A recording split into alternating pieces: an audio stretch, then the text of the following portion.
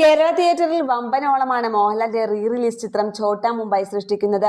Anwar റഷീദും Benny P നായരമ്പലവും ചേർന്നൊരുക്കിയ ചിത്രം 2007 വിഷു റിലീസായി ഇറങ്ങിയ മമ്മൂട്ടിയുടെ അമൽ നീരദ് ചിത്രം ബിഗ് ബിയെ മറികടന്ന് വിഷു വിന്നറായി മാറിയിരുന്നു.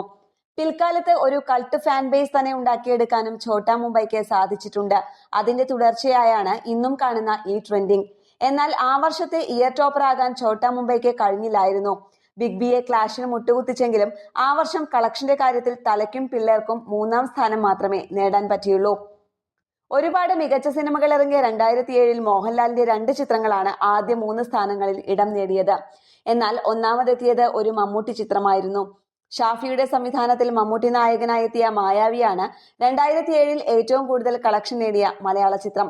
ബോക്സ് ഓഫീസ് കണക്കുകൾ പ്രകാരം 15 കോടിയാണ് ചിത്രം ആ വർഷം കളക്ട് ചെയ്തത്. 100 ദിവസത്തിന് മുകളിൽ ഈ ചിത്രം തിയേറ്ററുകളിൽ ഓടുകയും ചെയ്തു. മോഹൻലാലിനെ നായകനാക്കി റാഫി മെക്കാട്ടിൽ സംവിധാനം ചെയ്ത ഹലോ ആണ് മായാവിക്ക് പുറകിൽ 2-ാം സ്ഥാനത്തുണ്ടായിരുന്നത്. 12 കോടിയോളം ചിത്രം ബോക്സ് ഓഫീസിൽ നിന്നും നേടി.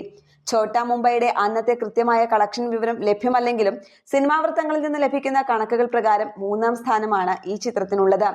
എന്നാൽ വർഷങ്ങൾക്കിപ്പുറം limited റിലീസിൽ collection വാരിക്കൂട്ടുകയാണ് Chhota Mumbai.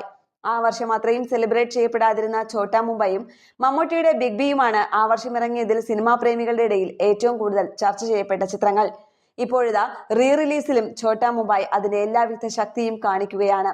Re റിലീസിൽ ആദ്യ ദിനം 40 ലക്ഷം നേടിയ സിനിമ 2-ാം ദിനത്തിൽ 75 ലക്ഷത്തിലധികം രൂപ സ്വന്തമാക്കി. വരും ദിവസങ്ങളിലും സിനിമയുടെ കളക്ഷൻ ഉയരാൻ തന്നെയാണ് സാധ്യത. ന്യൂസ് ഡെസ്ക് കേരള പ്രണാമം.